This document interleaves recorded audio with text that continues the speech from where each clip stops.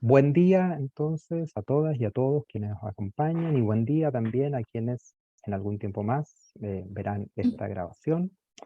Para nosotros, como Instituto de Lingüística y Literatura, desde la línea de certificación en teatro dentro del instituto, línea que, y sobre todo de la Escuela de Lenguaje y Comunicación, línea que comparto en materia de docencia y de actividades de vinculación e investigación con la profesora Margarita Pose, que nos acompaña. Es para nosotros un verdadero placer que estén aquí acompañándonos en esta tercera sesión del primer ciclo que hemos dedicado a un autor, y en este caso al teatro de Marco Antonio de la Parra. Este ciclo comenzó a fines del año pasado con un conversatorio con el propio Marco Antonio, con quien hablamos fundamentalmente de su vida en el proceso formativo como hombre de letras y como dramaturgo. eh, Continuamos el mes pasado, ya a inicios de este año académico, con Domingo Ortega, profesor de la Real Escuela Superior de Arte Dramático de Madrid, con quien abordamos la dramaturgia temprana de Marco Antonio de la Parra, especialmente esas primeras obras que se incuban en su periodo en la Facultad de Medicina de la Universidad de Chile, y donde surgen muchas de las primeras imágenes, textos y obsesiones que van a acompañar la obra de este destacadísimo autor durante mucho tiempo y que van a prontamente aflorar también algunos pocos años después en la escena profesional chilena durante la dictadura. En este ciclo, entonces, hoy tenemos el tercer encuentro, y este tercer encuentro lo hemos dedicado a el tema de la Parra y Shakespeare, fundamentalmente en función de dos grandes figuras, Cordelia y Ofelia. Comento brevemente una idea fuerza del porqué de esta tercera sesión y luego presentaré entonces a quienes nos acompañan. Marco Antonio, en sus ya más de 50 años de carrera literaria, desde los primeros concursos y que ganó, los premios que obtuvo el año 71 como narrador, las primeras piezas teatrales que comenzó a incubar el año 72, 73, 74, prontamente comenzó a destacar alrededor de diferentes temas y obsesiones y agendas creativas. Una de las cosas que tempranamente llamó la atención como un dramaturgo posmoderno, que fue calificado en su momento, ¿verdad? Era su capacidad para hacerse cargo de la cultura global, sobre todo la cultura occidental, y reescribirla. Comenzó reescribiendo las vidas reales e imaginarias de personajes como Carlos Gardel, Marx, Freud o Tarzán, pensando tal vez en la primera década de producción. Prontamente comenzó a reencontrarse como lector empedernido que había sido desde su muy temprana infancia, y conversamos mucho de ese tema con Marco Antonio, ¿verdad? Comenzó a reescribir a los clásicos, aparecieron las primeras versiones de Dostoyevsky, aparecieron las primeras versiones de algunos griegos, de algunas figuras clásicas como Tristán e Isolda en la cultura medieval, y prontamente apareció también Shakespeare. Probablemente, Marco me corregirá si no es así, el diálogo con Shakespeare y el diálogo tal vez con los griegos y con la tragedia griega, también con los rusos, han sido algunas de sus obsesiones, eh, no como escritor, sino que como reescribidor, ¿verdad? Y como escritor que es, evidentemente estoy jugando con las palabras, de esta gran cultura occidental y global de la que se ha ido haciendo cargo. En este contexto han aparecido varios textos emblemáticos y tenemos dos de ellos que van a ser comentados hoy por nuestras invitadas a quienes paso a presentar. En primer lugar, Sonia Sánchez abordará un trabajo, nos compartirá con nosotros un trabajo fundamentalmente sobre el silencio de Cordelia, y María José Neira un trabajo en torno a Ofelia o la Madre Muerta. Evidentemente en estos textos Marco Antonio, nuestro autor, dialoga con Rey Lear y con Hamlet, así como ha dialogado con otras oportunidades. Como dato interesante, en este ciclo de pandemia del que estamos tratando de salir y nunca terminamos de salir, el primer texto que Marco Antonio compartió ya en modo online fue Mr. Shakespeare, un monólogo que pertenece tal vez a su horneada más reciente de texto y que fue leído por el mismo autor.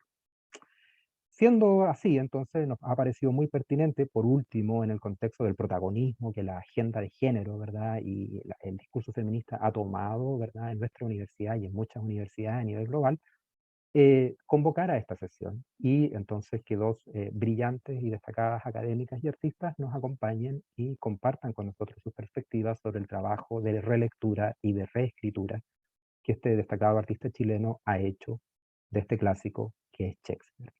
En primer lugar, entonces, Sonia compartirá con nosotros un trabajo, como ya lo dije, sobre El silencio de Cordelia. Sonia Sánchez es actriz e investigadora teatral, coordina el trabajo, el taller, el laboratorio de prácticas performativas en la Universidad Complutense de Madrid, institución donde además está realizando su tesis doctoral en este momento sobre la dramaturgia de Marco Antonio de la Parra. Sonia es especialista en dramaturgia hispanoamericana y especialmente en dramaturgia chilena y argentina. Y entre los muchos componentes destacados que tiene su vasto currículum, está el hecho de que no solo conoce a Marco Antonio como investigadora y como estudiosa, sino que también lo conoce como actriz, lo conoce desde adentro, ¿ya? Ha tenido la posibilidad de enfrentarse a Marco Antonio, a su texto, en el escenario, a propósito de las primas, a propósito de Elizabeth Nietzsche, ¿verdad? Y además es coeditora junto con la destacadísima profesora Nieves Martínez de Olcós, que nos acompaña, de una de la más reciente antología crítica del teatro Marco Antonio, que es La tragedia del lenguaje. El año pasado, por último, yo tuve la fortuna, junto con muchas otras personas, de conocer un brillante trabajo que presentó en las jornadas de teatro comparado del Instituto de Artes del Espectáculo de la UBA sobre Marco Antonio y Shakespeare. Y a partir de ahí y de ese diálogo y este interés que compartimos es que ha nacido esta invitación. Entonces, Sonia, muchas gracias por estar con nosotros y bueno, tienes alrededor de unos 25 minutos para compartir con nosotros tu trabajo. Gracias otra vez. Muchísimas gracias por, bueno, pues por la invitación, por poder estar aquí con todos vosotros. Y bueno, pues un gran desafío porque hablar de la obra frente al autor no es lo mismo que hablar de la obra sin el autor. Pero bueno, por supuesto, siempre desde la admiración, desde el respeto y desde la indagación, es tremendamente estimulante ofrecer estas reflexiones que quiero compartir con todos vosotros, estando Marco Antonio de la Parra aquí presente. Mirad, yo lo que vengo a proponer es una posible interpretación, un posible acercamiento al sueño de Cordelia, que es una obra muy compleja, muy densa, es una obra absolutamente magnífica y como tal puede ser estudiada, admirada, degustada desde muy diferentes ángulos y puntos de vista y acercamientos. Yo propongo uno y bueno, pues podemos dialogar luego de si se comparte o no este acercamiento. En el sueño de Cordelia, creo que lo primero que nos tenemos que plantear es la postura etimológica desde la que nos tenemos que acercar. Todos sabéis que estoy utilizando el tuteo porque sabéis que en España sentimos una predilección especial por el tuteo porque indica intimidad y familiaridad. Entonces me tomo la libertad de utilizar esta forma del tuteo, ¿no? Sobre todo la variedad dialectal a la que yo pertenezco, que es el castellano central. El tuteo es una cercanía, ¿no? Bien, como todos sabéis, hay una noción que se instauró tanto en teoría literaria como en creación, que es la noción de la muerte del autor que enunció Roland Barthes. Esta idea de que el autor no es necesario para acceder al significado de la obra, para acceder a la plenitud de la obra, es heredera de esa fractura del sujeto que ya anunció Schopenhauer, que luego recogió Nietzsche, que fue pasando y que después de haber sido enunciada por Barthes, fue refrendada por Foucault. Todos conocéis ese trabajo, ¿no?, de qué es un autor de Foucault, ¿no? Bien, frente a esta idea y a esta noción, creo que resulta muy interesante y muy fructífero recuperar esa noción fuerte de autoría, sobre todo en esa idea que es que el autor, cuando nos ofrece una obra, nos está haciendo una invitación a entrar en un mundo creado, en un principio de realidad diferente que ha sido alumbrado por él. Y para hacer eso, debemos de acercarnos a cuáles son los presupuestos poéticos que tiene este autor, en este caso el dramaturgo, para poder comprender las claves hermenéuticas, las claves interpretativas que nos permitan desentrañar la obra. Por tanto, situados desde esta noción fuerte de autoría, en este sentido, como invitación a la entrada de ese mundo que propone la obra, creo que podemos abordar El sueño de Cordelia como una poética autorial. Cuando hablo de poética, todos sabéis que el término poética es un término muy plurisignificativo que abarca muchos ámbitos, pero yo lo quiero utilizar en esa acepción de conjunto de ideas mediante las que un autor expresa su quehacer literario y sus principios estéticos. Por tanto, cuando hablamos de poética autorial, lo que quiero decir es que podemos entender El sueño de Cordelia, que es una obra teatral, es una pieza teatral, como la encarnación escénica de los principios poéticos y autoriales de Marco Antonio de la Parra. Es una obra que tiene una marcadísima traza de metateatralidad, es un componente muy fuerte en la obra, porque la pieza constituye la pregunta y a la vez la respuesta a esa gran incógnita de cómo hacer teatro y para qué hacer teatro, ¿no? Dentro de la larguísima y dilatada trayectoria dramatúrgica de Marco Antonio de la Parra, hay tres pulsiones que son fundamentales y que aparecen, que son una, la presencia de lo onírico como área escénica. Aquí entraríamos en esa poética del sueño, que es uno de los terrenos de investigación de la profesora Nieves Martínez del Poz, que es la máxima especialista en la dramaturgia de Marco Antonio de la Parra. Esa presencia del onírico es algo que aparece como una pulsión con mayor o menor intensidad en las obras de Marco Antonio de la Parra. La siguiente pulsión que podemos encontrar es la historia de Chile. La historia de Chile entendida como un mapa de ensayos del siglo XX.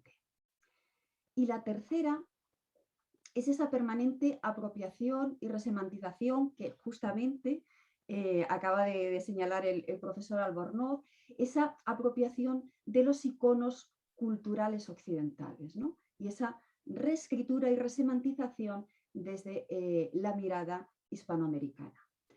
En El sueño de Cordelia podemos decir así como el esquema o el esqueleto que de alguna manera sustenta la obra, aparece un joven aprendiz que acude a un maestro para conocer cuáles son los secretos del gran arte, del teatro, ¿no? Y el maestro duda si realmente eso se puede enseñar y se cuestiona cuál es el legado que se puede entregar, si es que hay alguno que se pueda entregar. Por tanto, vemos que en esta reflexión sobre lo que significa hacer teatro, la propia obra es la pregunta y la respuesta. Para ello, debemos centrarnos también, para poder desentrañar todo esto, en unos conceptos que aparecen en la obra sobre los que pivota, que son los de tradición, ruptura y mentoría. En cuanto a la tradición, es muy evidente la tensión que existe con poéticas anteriores. Hay una tensión agónica con esas influencias que han poblado el imaginario del autor, que viene a ejemplificar lo que Harold Bloom definió como la angustia de las influencias, ¿no? Y tenemos que tener claro que un autor, por más fuerte que sea, porque su voz sea la más personal, no podemos concebirlo como si fuese un ente aislado, solipsista, autónomo, que no tiene contacto ni con otras tradiciones, que no dialoga con otros autores, porque no es cierto. Siempre existe una relación dialéctica que además favorece la autoafirmación de la propia voz del autor. En El sueño de Cordelia aparecen dos tensiones claramente marcadas y claramente enunciadas. Hay más, hay muchas más, pero simplemente señalo estas dos porque son muy evidentes. Una es Stanislavski, sobre la que no me voy a detener porque no tenemos cuestión ahora de analizar, que es esa presencia de Stanislavski abordada desde un sarcasmo y una mordacidad. Y luego, pues por supuesto, la presencia de Shakespeare. Con Shakespeare tampoco me voy a tener demasiado por una cuestión de tiempo y porque luego, además, ya vamos a tener la intervención de María José, que también va a hablar sobre la relación con Shakespeare. Entonces, bueno, simplemente os quería señalar algunos puntos de esta fricción con Shakespeare. Fijaos, os voy a leer un fragmento de un parlamento del maestro dentro de la obra. Entonces, escuchamos la voz del maestro dentro de esta obra que es El sueño de Cordelia. Y dice el maestro: preparo una versión de King Lear de 100 años de duración. Quiero contarlo todo: la guerra, las mujeres, los partos, la sangre, los festines. Tengo un problema de presupuesto, nada más. Y los ensayos nos quitan un tiempo precioso. A mi edad ya debería estar concluyéndola. ¿No te apasiona la idea de una obra teatral cuyo tiempo corresponda exactamente a la vida? Una obra teatral que obligue a vivirla como intérprete o espectador. Ya no hay diferencia. El único final sería la muerte del público o del intérprete. Poco importa. Bien, después de este parlamento, es fácil decir que Shakespeare actúa como una fuente de la que nutrirse, pero como una frontera que hay que transgredir necesariamente. De manera que la huella de Shakespeare en la obra aparece siempre con una tensión ambivalente. Hay una ambivalencia agónica con la presencia de Shakespeare. La presencia de Shakespeare está y por todos los lados, se puede evidenciar muy claramente en la composición de los personajes. El sueño de Cordelia. Cordelia, el gran personaje shakespeariano, aparece aquí, pero es una Cordelia, al igual que el maestro, que a la vez que se asienta en ese raigambre isabelino, también lo niega. Por lo tanto, hay siempre como esa doble cara respecto a ese raigambre de los personajes. Pero fijaos que en este parlamento que acabamos de leer existe una idea de transgredir algo tan importante en teatro como es el tiempo dramático. Propone este maestro una igualación entre el tiempo dramático y el tiempo cronológico, entre el tiempo real, lo que apunta directamente a una disolución de la frontera entre lo que significa la representación teatral y el acontecimiento, entre lo que se representa y lo que se vive. Si teníamos que en Shakespeare había un tiempo dramático perfectamente acotado, que lo que manifestaba es una clara oposición entre ficción y realidad, el maestro, ¿qué propone? Una obra que dure 100 años, una obra que tenga la duración de la vida, es decir, una praxis teatral entendida como acontecimiento vital ilimitado, que solo se detiene en la frontera de la muerte. Esto, evidentemente, nos sitúa ante el teatro como acto existencial, no como arte, sino como acto existencial. Por lo tanto, va más allá de lo que puede ser la influencia o de lo que puede ser la herencia de cualquier corriente teatral o de cualquier autor. Pero este maestro, no contento con transgredir la categoría temporal, también propone abolir dos categorías que son fundamentales, que son la de actor y espectador. Y esto, lo que propone este maestro, va más allá del término performativo que definió Erika Fischer-Lichte al decir que los roles estaban pactados y que en lo performativo se ofrecía como acontecimiento. Es que lo que está proponiendo el maestro es asumir el hecho dramático como un hecho vivencial absoluto.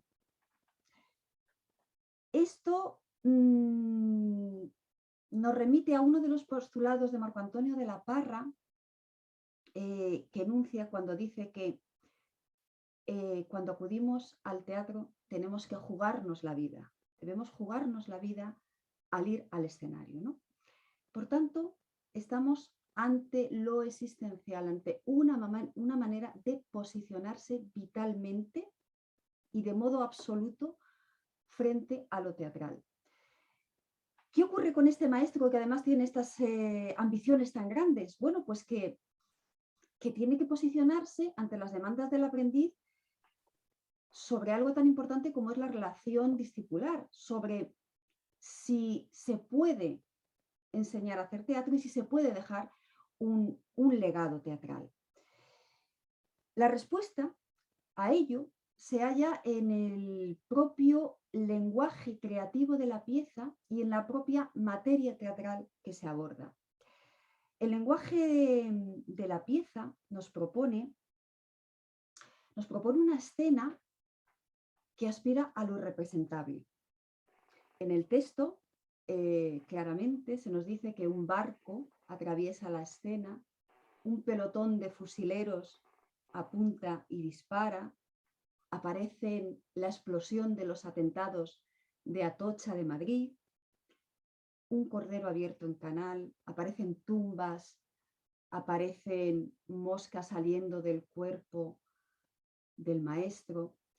Por tanto, lo que hay es una conculcación permanente de espacios, con la importancia que tiene el espacio dentro de lo teatral. Se da permanentemente en la pieza una conculcación de espacios que corre pareja a una juxtaposición de planos que van engarzados por una sintaxis onírica. En esta pieza, que además el componente onírico y la indagación psíquica es tan importante, aparecen dos personajes que son Gaspar y Malbec, que son unos corifeos, son unos comentadores de la escena, que en su propia identidad líquida, fluida, que va cambiando, resumen. Yo me atrevería a decir que la síntesis de la historia de Latinoamérica del siglo XX. Y con ello nos dirigimos hacia la materia teatral que debe ser abordada. La pieza tiene una marcada americanidad. La pieza está inundada de reseñas y de citas a Libertad Lamarque, a Gardel, a Cátulo Castillo, a todo ese mundo sudamericano que va emergiendo. Y es que la pieza tiene una territorialidad muy, muy, muy fuerte porque conlleva una reflexión hacia la identidad chilena, hacia esas aristas de lo que supone la identidad chilena.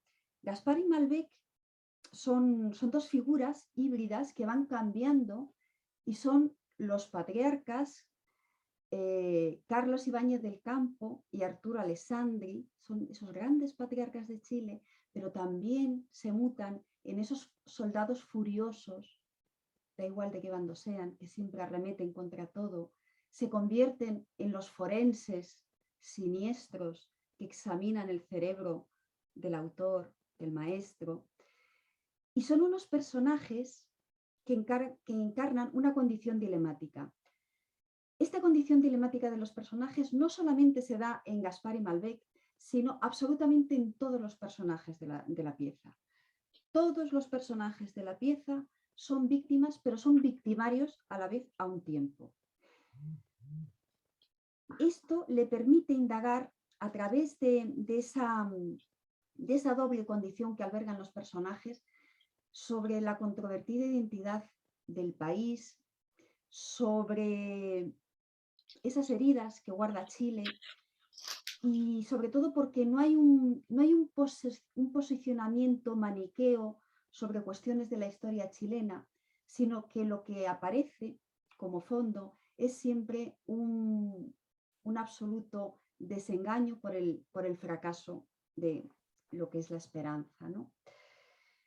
¿Qué ocurre con el sueño de Cordelia? ¿Qué ocurre con este maestro? Bueno, pues este maestro reflexiona sobre qué es eso de ser maestro, ¿no?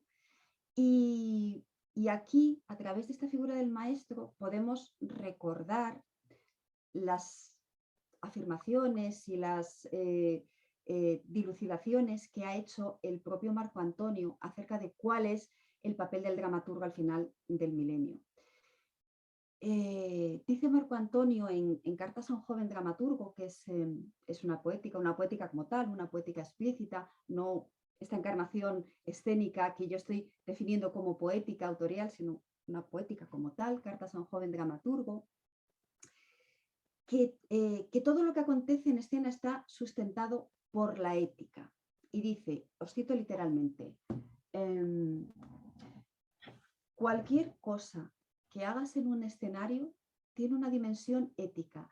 No hay gestos gratuitos. Esto es algo fundamental para entender toda la dramaturgia de Marco Antonio de la Parra. Porque Marco Antonio lo que defiende es que la postura moral de un dramaturgo nunca puede ser la defensa de sus propias convicciones.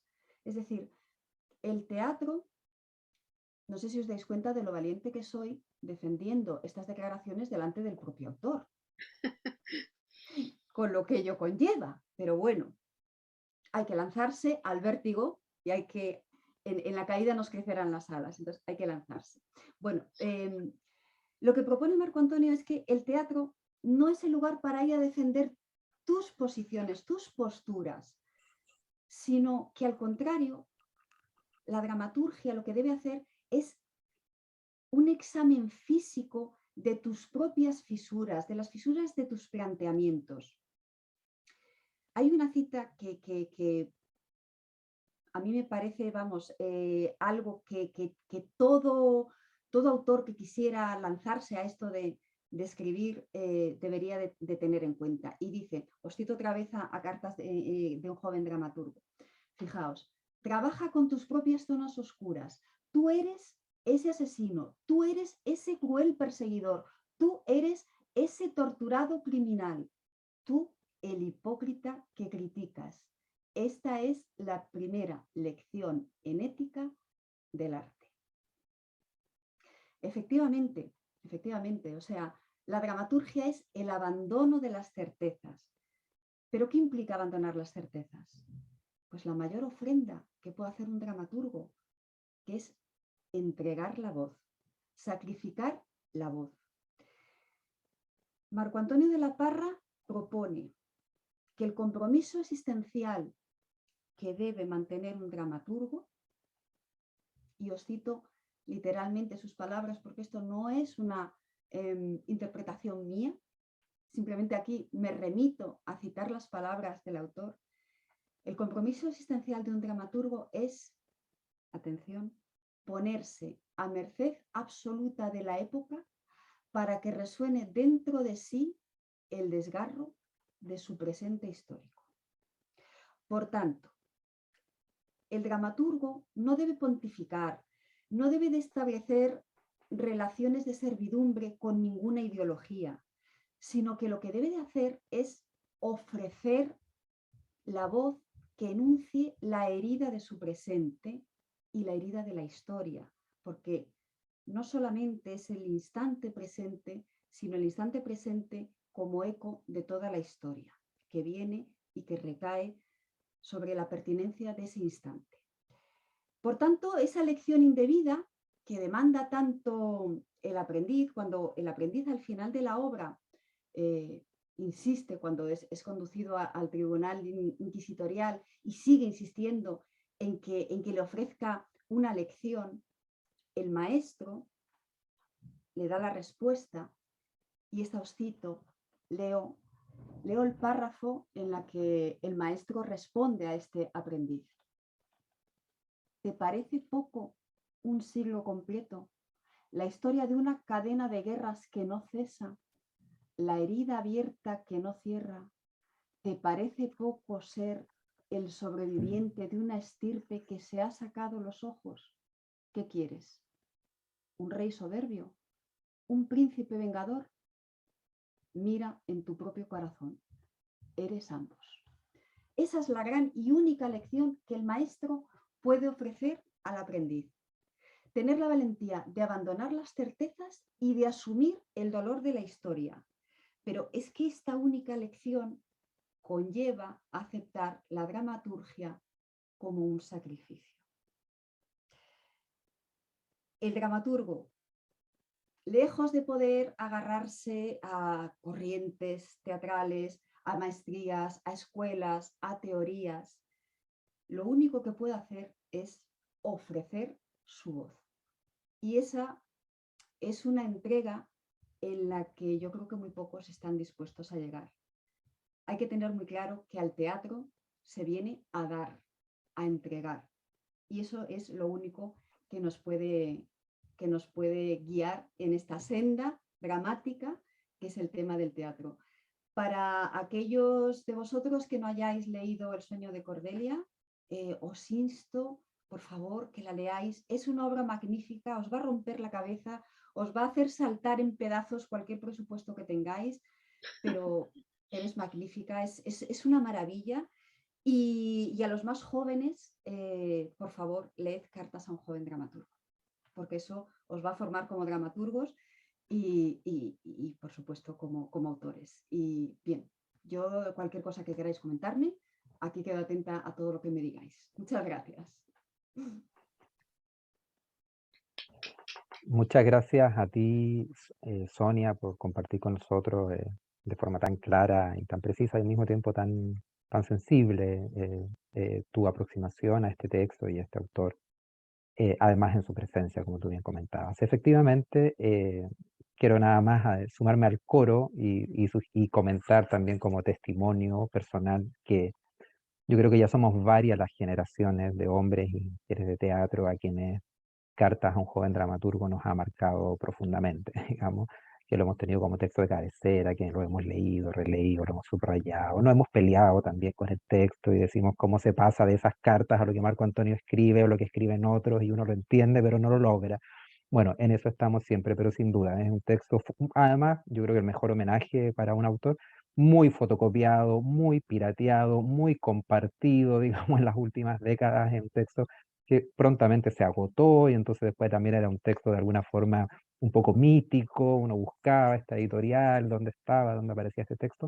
Por suerte hay nuevas ediciones fuera de Chile y además Marco Antonio ha ido aumentando esas cartas. La versión original con la que nosotros en Chile leíamos y comentábamos hace ya un par de décadas, de esa portada negra de Dolmen tan linda, después fue aumentando y hay una versión de alguna forma, todavía no definitiva parece, pero ya bastante más amplia, o Marco Antonio nos dirá si ya es la definitiva. Bueno, volveremos al final con diálogos específicos sobre Cordelia y sobre cómo en esta lección maestra sobre teatro y sobre arte y sobre poética aparece esta figura que reescribe Marco Antonio.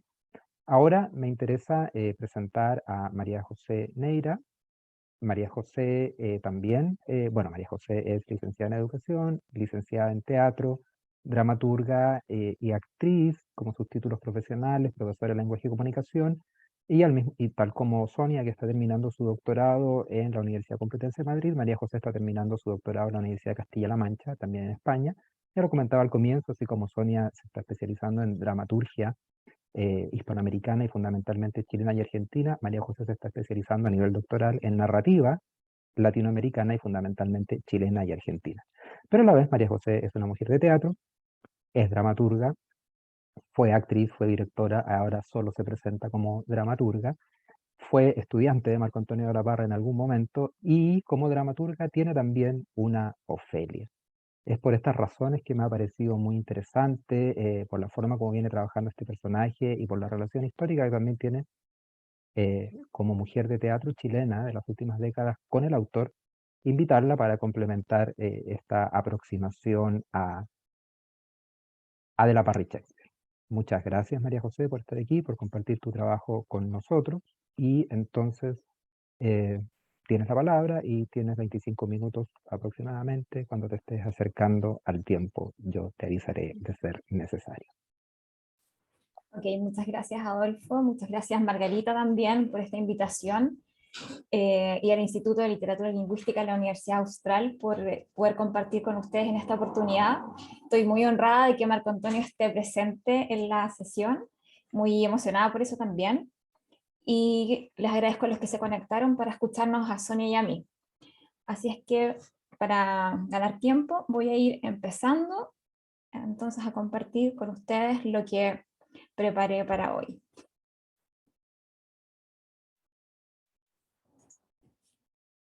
Ofelia, de la Parra y otras versiones de la Femme Fragile. Este es el título que quiero compartir hoy con ustedes, y continúo. En el campo de las artes y la literatura se ha escrito muchísimo sobre Hamlet de Shakespeare, y no poco sobre Ofelia, y sin duda se seguirá haciendo. Asimismo se ha creado a partir de Ofelia, como personaje trágico isabelino, diversas versiones artísticas que han ido desde la pintura hasta el cine, pero siempre retornando al teatro. En este recorrido que no parece querer acabar, hay ideas que prevalecen. Enumero: la juventud, la dependencia, la importancia de la familia nuclear incompleta y o disfuncional, la dominación masculina, la fragilidad, el cuerpo como canal expresivo, el agua y sus interpretaciones, la locura, la melancolía y el amor. Heroína para algunos y antiheroína por defecto para otros, la figura de Ofelia ha permitido hacer estudios académicos de manera profusa. El objetivo de esta ponencia es reflexionar sobre la condición de fragilidad del personaje Ofelia, problematizando su definición en relación con sus reescrituras y alusiones en el arte de fines del siglo XX y comienzos del XXI, pero con un especial énfasis en la obra Ofelia o la Madre Muerta de Marco Antonio de la Parra.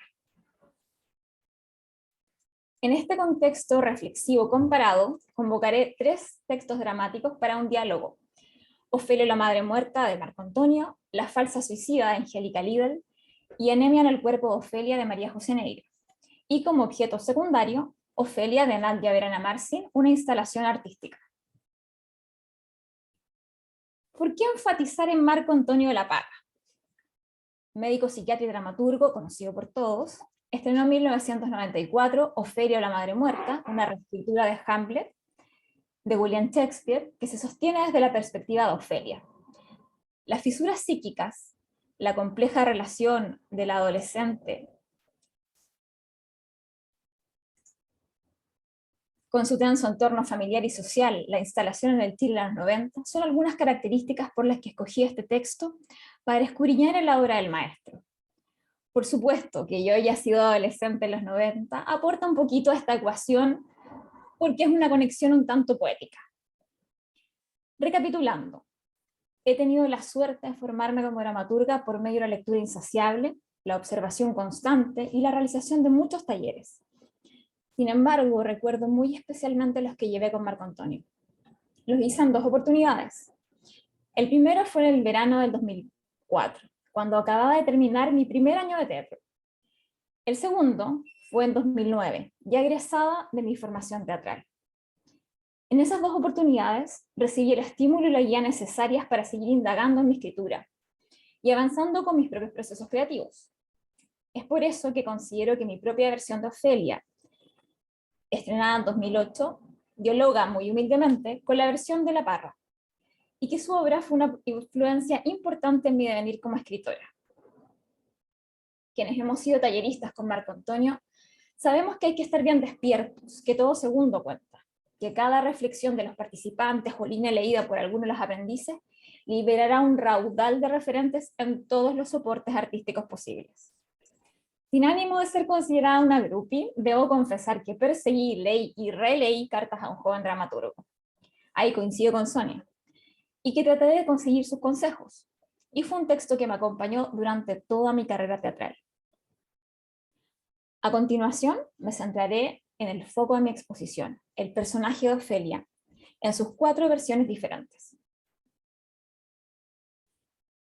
Para pensar a Ofelia y el cuerpo ofélico.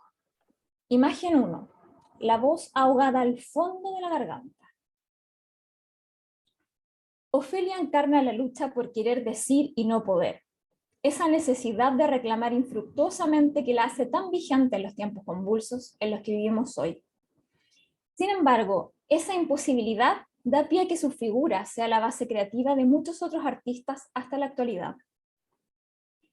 Recordemos que se trata de una joven que vive en un castillo, que su padre es servidor directo del rey, y que el rey asesinó a su hermano para quedarse con el trono y casarse con la reina.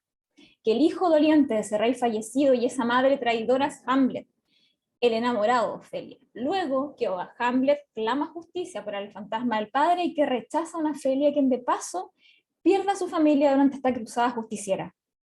Tras este breve resumen de agonías, la joven se suicida en un río. El punto es que allí no se acaba el personaje, allí empieza su conversión, llamada una y otra vez por las diversas artes, y por qué no decirlo, pulida y complejizada por la versión de un contundente de la Parra, que le invita a revivir como una joven chilena en los años 90, es decir, como una joven destruida por la turbiedad de la transición, aspecto sobre el que volveremos más adelante. Ahora pongamos el foco en Ofelia y en sus múltiples significados y significancias.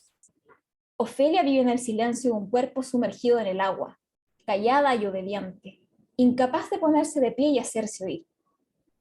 ¿Qué más sino violencia simbólica puede haber detrás del silenciamiento, pienso? El agua como fuente de vida, la madre potencial como rol fundante de la obligación femenina, la obligación del mandato materno, el rol, dirían muchas corrientes psicológicas, ese lastre que arrastran las mujeres y que sepulta a la joven Ofelia 5 siglos atrás. De entre las muchas revisiones sobre Ofelia me detendré en un aspecto considerado para muchos como esencial, el mental. Para ello propongo las ideas de Francisco Fernández, un psiquiatra. Según él, la melancolía es el dolor que acarrea la condición humana. Imagen 2. Melancolía, ese dolor tan humano. El cuerpo puede ser, y por qué no, escenario del estallido melancólico, del fragor de su lucha y efectos, y de alguna de sus posibles heridas. Hambre, sed o celo, no son más que señales fisiológicas de la incompletud y la dependencia, y podrían precipitar por la misma vía la crisis melancólica. De muchas Ofelias que se han creado, 2 de las 3 elegidas para esta ponencia padecen de hambre. Ellas no comen como única opción posible, por rebeldía y libre elección. Han decidido dominar el único espacio viable, el propio. Ofelia es en anorexia, con el don del control en sus manos como respuesta a tanta violencia ejercida contra sus cuerpos, como encarnación del ideal femenino. Madre, esposa y puta en la tragedia shakespeariana. Ofelia no quiere ser lo que se espera y se alza con la boca cerrada al alimento porque puede hacerlo. De melancolía, nada. De actitud, todo. Poesía en estado de ebullición. Rudeza dramática el no querer comer. Porque la comida corrompe al cuerpo en grasa, ensancha y remarca las formas que otros podrían desear. Otros corruptos como los personajes de la tragedia. Es olor a carne podrida, a deseo y ambición que vi en la tragedia y que la joven valientemente rechaza. Pero Fernández, nuestro galeno citado, expone que en tanto disposición psíquica, el temple melancólico incluye la impaciencia, el afán de perfección. Pero, me pregunto, ¿Ofelia quiere ser perfecta? ¿O solo quiere escapar de este castillo, palacio, reino de Dinamarca o clínica psiquiátrica en el caso de la Parra? Ofelia muere ahogada en un río. ¿Y a dónde conducen los ríos sino al mar? ¿Y qué hay al otro lado del mar sino otro mundo, otro espacio, otro lugar en el que se puede descubrir el yo de otra manera? ¿Ofelia se hunde o se libera? ¿Búsqueda de perfección o de escape? Imagen 3. Ofelia, compañera, ¿dónde vas? ¿Qué quieres encontrar? En Ofelia o la madre muerta, de la Parra escribe: Ofelia, Aquí estoy, como el cuadro del prerrafaelita, con los cabellos sueltos en el agua y las flores sobre el pecho yaciente, las piernas sueltas rozando las ramas, las raíces de los árboles que vienen a beber de este riachuelo sin importar si trae un muerto, una muerta. Yo aquí, desfallecida. En unos minutos más no sabré dónde estoy. Todo se borrará. Solo entonces, quizás, tendré el alivio, muerta ya, al fin. Texto en el que el dramaturgo chileno instala a Ofelia en una familia de médicos viviendo dentro de una especie de clínica, en la que ella delira con la realeza al tiempo que sufre de anorexia. De ese no querer comer para no contaminarse con su época de transición política. De ahí la relevancia de esta línea. Las raíces de los árboles que vienen a beber de este riachuelo sin importar si trae un muerto o una muerta. En directa alusión a los cuerpos de los desaparecidos chilenos. Ofelia en esta reescritura es hija de un hombre abusador y poderoso. Padece el duelo de una madre asesinada por la morfina que le administraba su padre. El autor realiza un giro trasladando el rol de Hamlet al de la protagonista femenina, que lucha con el fantasma materno y le da a Hamlet un rol secundario. De la Parra presenta al personaje dentro de un crítico modelo médico, mientras que en mi texto, Anemia en el cuerpo de Ofelia, yo la instalo sin juicios, dentro del control corporal como un arma psíquica. Lo hago sin demonizar el hambre. Ese gesto, que antes unía a estas dos Ofelias en la enfermedad compartida, ahora delimita y distancia. Ofelia en su versión clásica ha perdido más que nadie. Muerta ya su madre, enloquecido luego su amado, asesinado después su padre, es la expresión misma de la soledad dramática, de la familia rota, del dolor infantil y la angustia juvenil. Tiene tres motivos dramáticos para levantarse con ánimo de disputa y objetivo claro: recuperar el vínculo. Anemia, sin sangre. Dice mi propia reescritura como acotación inicial, y quiero decir sin familia, porque sin sangre, es sin aquel elemento compartido que une a unos con otros, Ofelia lo ha perdido todo, porque en su mundo la familia lo era todo. Esa característica descriptiva y sustancial traspasa momentos históricos y contextos sociales, y a pesar de que se acentúa el original, sigue siendo válida. Imagen 4. Femineidad y silencio. Ofelia pervive en resistencia. El género femenino de Ofelia constituye un rasgo definitorio en la construcción del personaje y en su desarrollo dramático, y es un aspecto fundamental para su fatídico final. Ha pasado a la historia como la mujer enloquecida en desamor y convertida en suicida. Pero según un teórico literario, Osvaldo Klegler, Ofelia fue algo más que una plasmación del imaginario falogocéntrico en la cultura victoriana. Porque a pesar de su aparente pequeño rol, ella es toda profundidad y alcance. La figura ofélica es una heroína de largo aliento, encubrada por una intensidad que significa. Por otra parte, esta Ofelia es una instalación de video site-specific, diseñada por Nube Gallery y expuesta en Santa Cruz de Bolivia en el año 2018.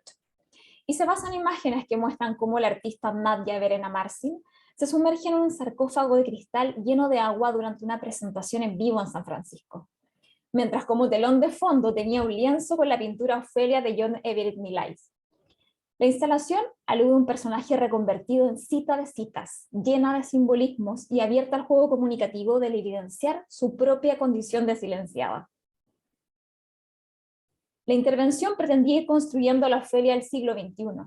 En ella el artista, a pesar de estar sumergida con una máscara de respiración, recitaba The Word del poeta Daniel Kahn, mensaje que habla de la subjetividad de la percepción humana, pero que es imposible de escuchar, pues su voz se disuelve en burbujas, aludiendo a la tragedia de esa comunicación humana.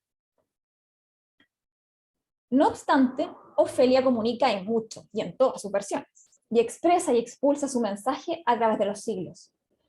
Es cierto que en esta no es audible, pues no hay grito sonoro, pero sí que hay en ella una fuerte crítica y una crítica dura frente al patriarcado, que la delimitó al mundo familiar y al privado, que la delimitó a la familia, a la vida amorosa como única opción, que la clasificó en la familia. que la instaló débil y frágil, sometida a ese mandato familiar. Pero ella no es solo una femme fragile, como podría parecer a primera vista, fruto de la idealización humana. No lo es, sencillamente porque su figura es capaz de ser reconvertida hasta el hartazgo y opera como demostración corpórea del dolor femenino y del abuso.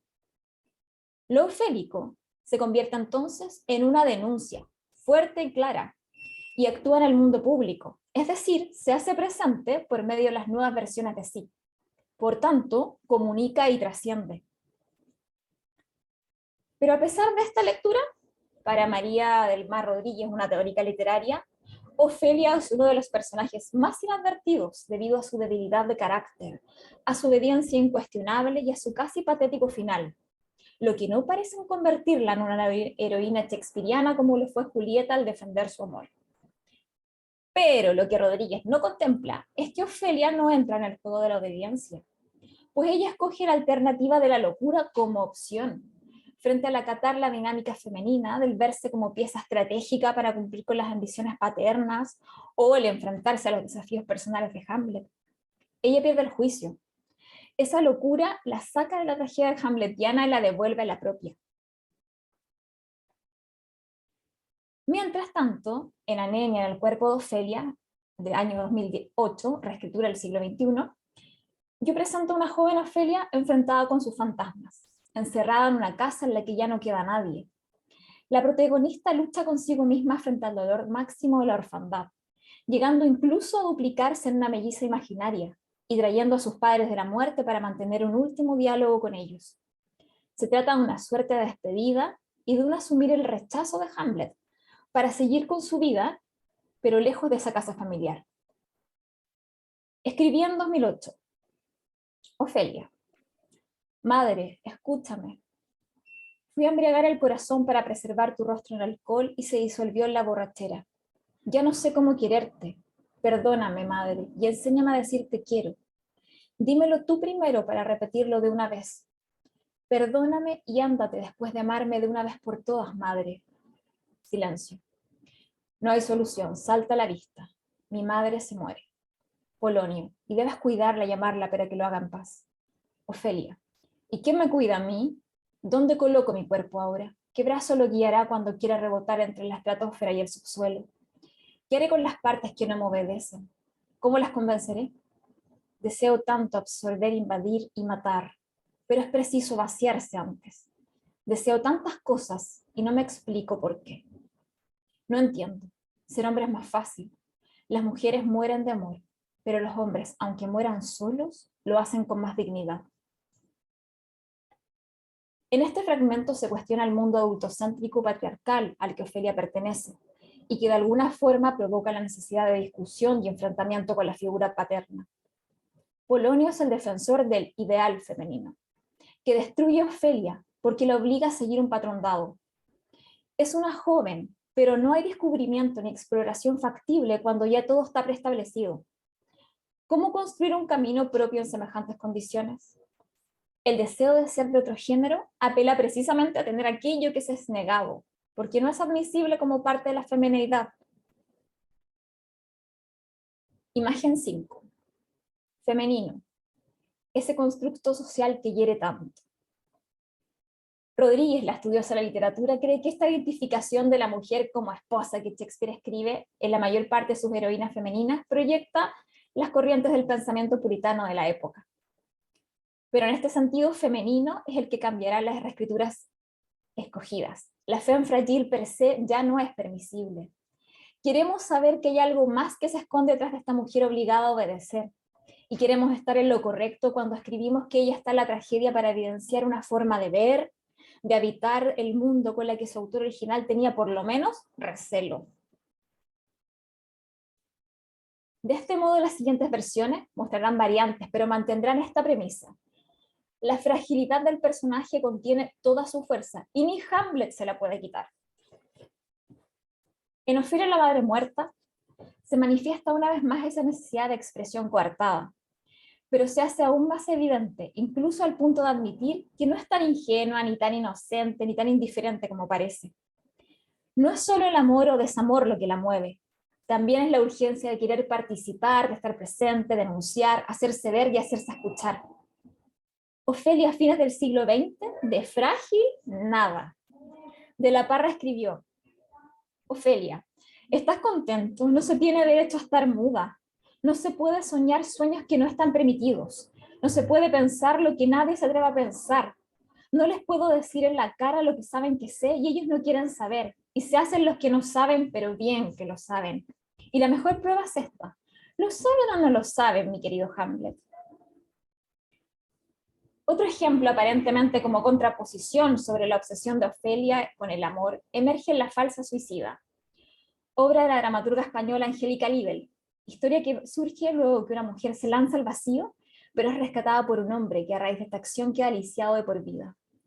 Cuando ambos se reencuentran luego de mucho tiempo, cambian su identidad a la de Ofelia y Horacio como una acción de huida sobre sus propias vidas, refugiándose de ellos mismos en la tragedia de Shakespeare. Lidl escenifica la ironía de Ofelia devenida en mujer stripper, quien trabaja en una caseta de un barrio rojo, pero se refiere a Hamlet, para recordar que en la tragedia su rol era menor y aclarar que ahora su mundo importa. Ofelia, a ti, Horacio, también te hubiese gustado ser más que un oyente. Ahora que los protagonistas nos han abandonado, tienes tu oportunidad. Habla. Horacio, allá cada uno con sus complejos. Por lo que veo, tú le has dado una patada a la tristeza. Ofelia, al diablo con el príncipe. Por fin Horacio y Ofelia se encontraron y hablaron de sus cosas. La oposición llega inclusive al ámbito de la intimidad, revelada en una mujer que expone su cuerpo, aquel territorio prohibido para los isabelinos y exhibido por un uso pornográfico, como opción radical de liberación en Lidl. Esa exhibición grafica de manera autoconsciente respecto a su condición teatral, pues hace referencia a la iluminación escénica que a su vez significa importancia del personaje, de su acción y por ende de su conflicto, y que está en el terreno de la moralidad. Escuchemos la siguiente cita. Ofelia, tú pagas, tú miras, tú insultas, tú amas, tú te quedas sin comer.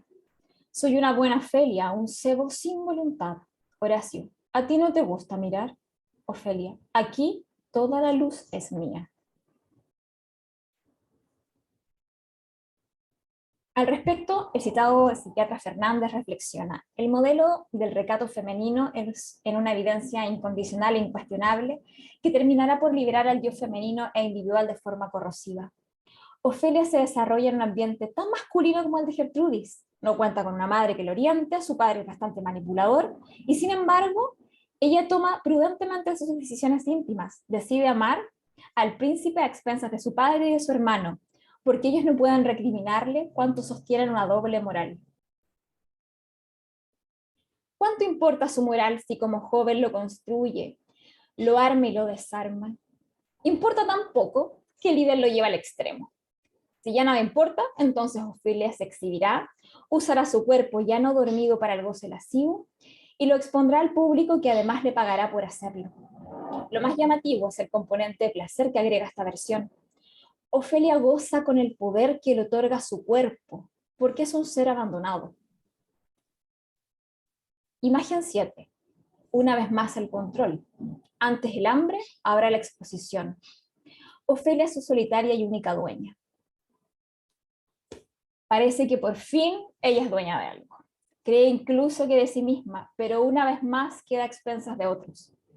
Esta Ofelia es la Ofelia perdida en la confrontación con el mandato, con la obediencia, con la feminidad clásica. Una Ofelia que se vende y se explota a sí misma. Una moral que al menos se vuelve tan compleja como dudosa. ¿Es Ofelia hoy una mujer? Me pregunto. ¿Por qué tendría que serlo? El personaje ha quedado atrapado en la ficción, detenido por el propio William Shakespeare, delimitado por la sociedad isabelina, inmortalizado por Sir Everett Millais, ahogada en el agua por tantos hombres, que no es extraño que Angélica Lidl y yo la rescatemos y la pongamos de pie, lista para llegar su final. Lidl le otorga un sorprendente y fatídico, en un final abierto en que la joven parece dispuesta a lanzarse al vacío de forma intencionada, pero no lo hace.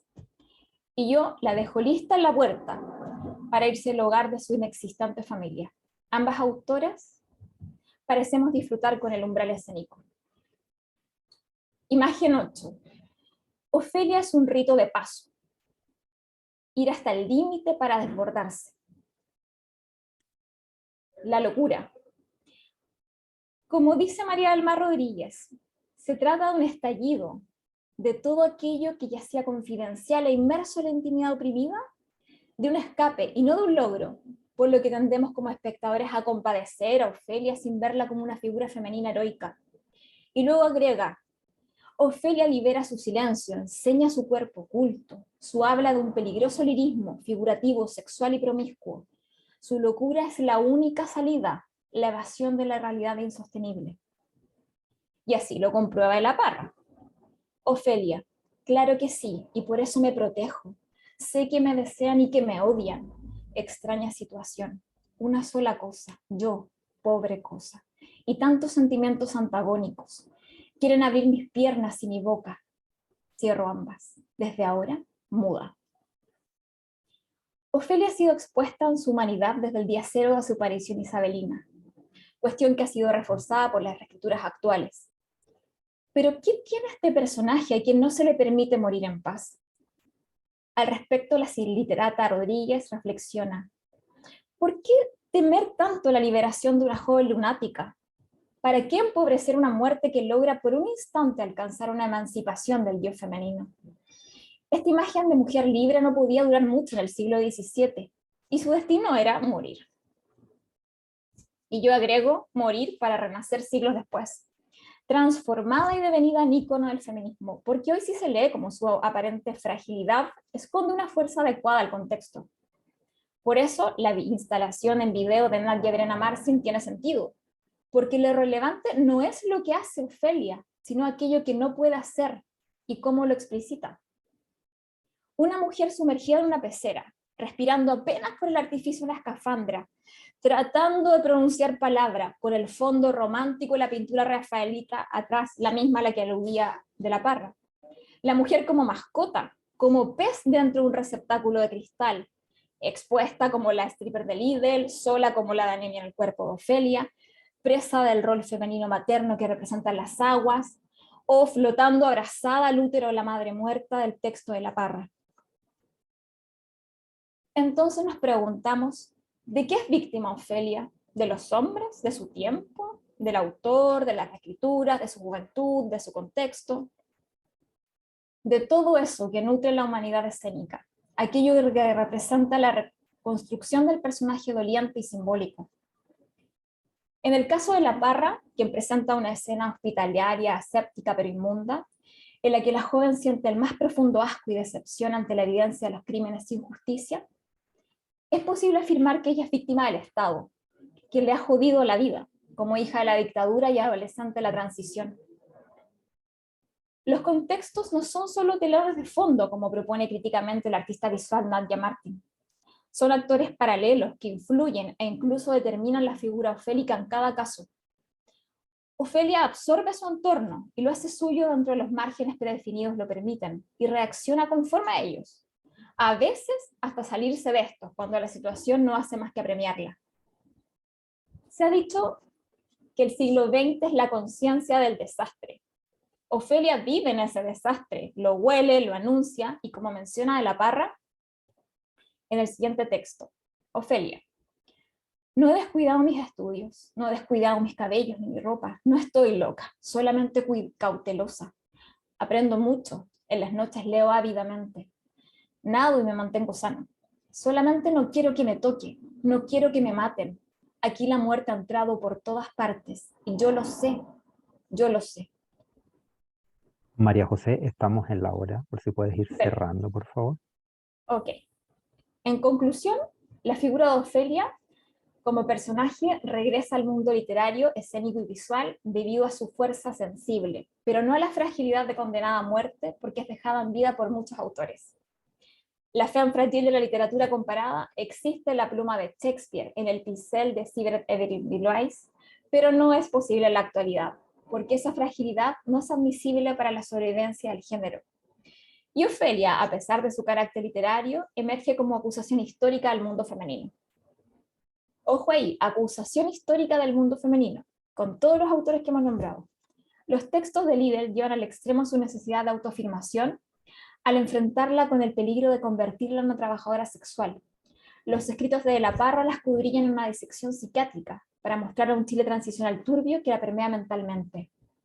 Mientras que mi Ofelia se abre al mundo en constante lucha con el conservadurismo de un hogar que no la deja ser, porque desea perpetuar su dependencia. Imagen final, Ofelia se lanza al agua. Todos la miran volver una y otra vez a la superficie. Inmortal. Muchas gracias.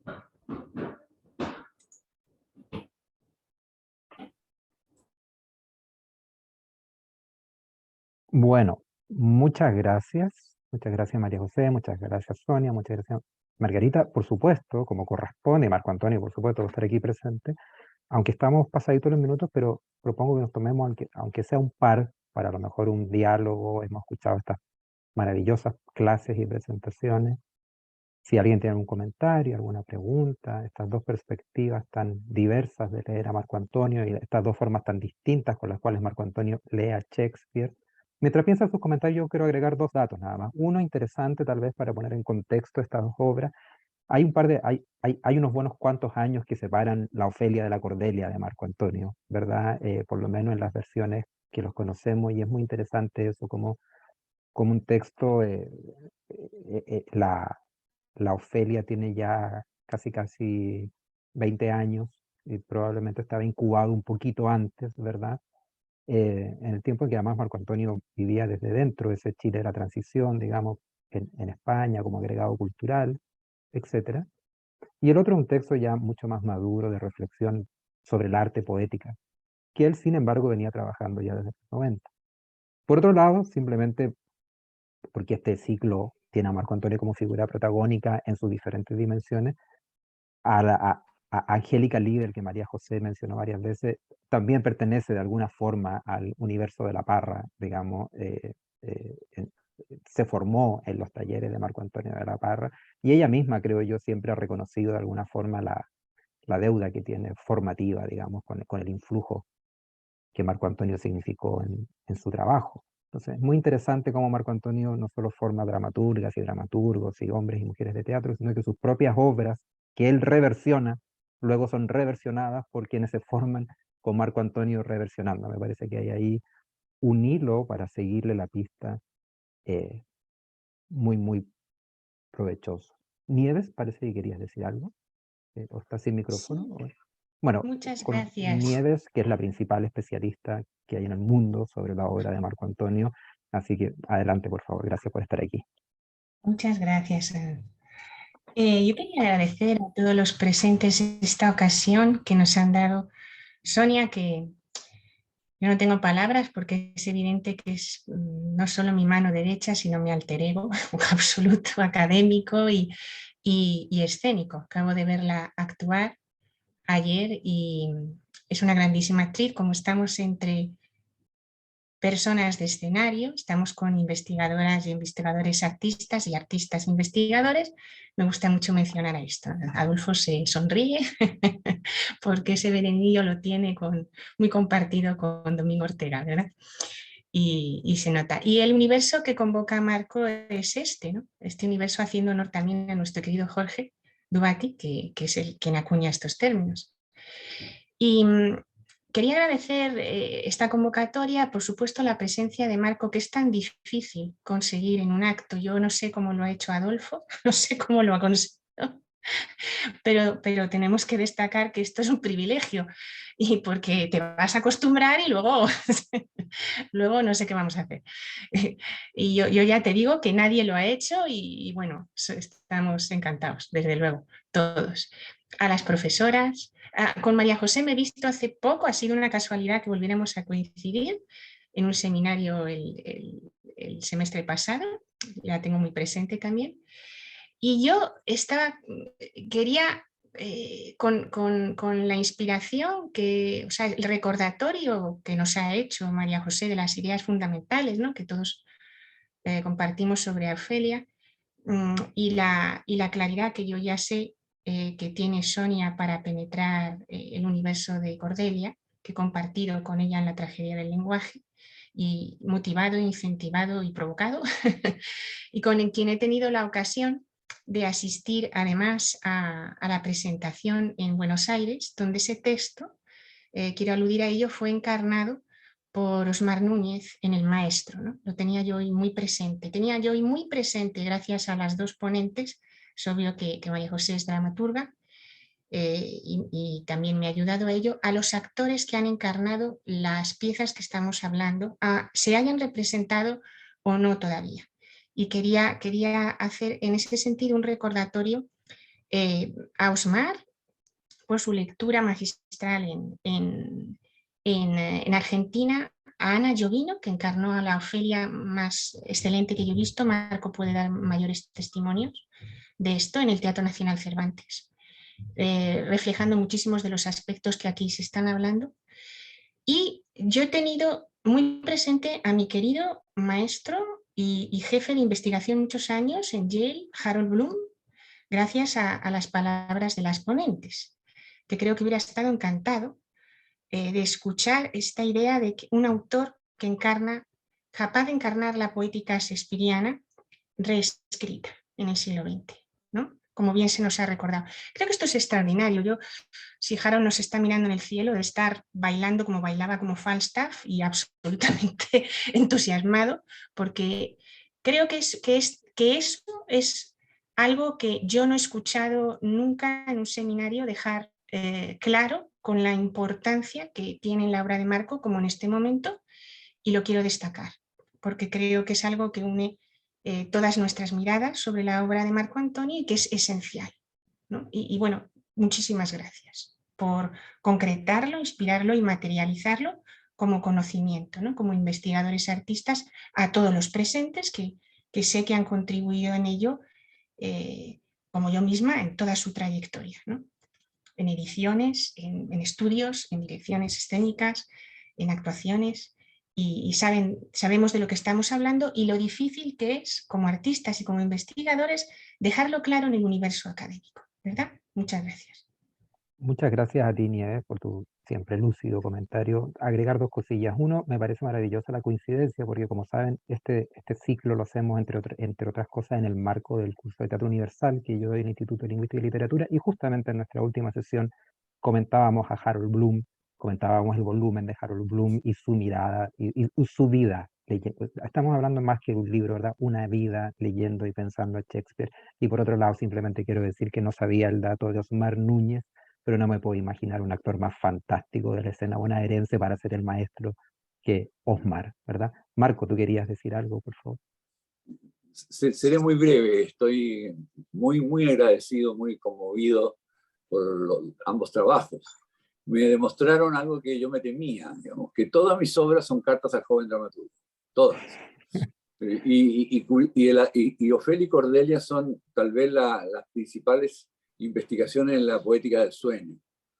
Ambos, o sea, Ofelia contiene el lenguaje del onírico y fue trabajado en un taller con alumnos de la Universidad Católica en los cuales no se les enseñó nada más que escribir sus propios sueños. Y de ahí fue sacando las ideas que tuvieron que ver con muchas de las interpretaciones muy lúcidas de María José.